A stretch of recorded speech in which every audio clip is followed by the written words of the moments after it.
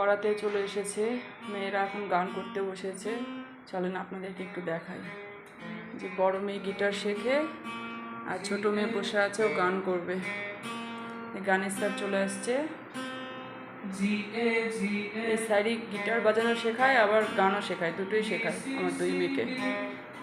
বড়টা গিটার শেখে আর ছোটটা গান শেখে। বড়টা গিটার বাজাচ্ছে, শুনে নিতে।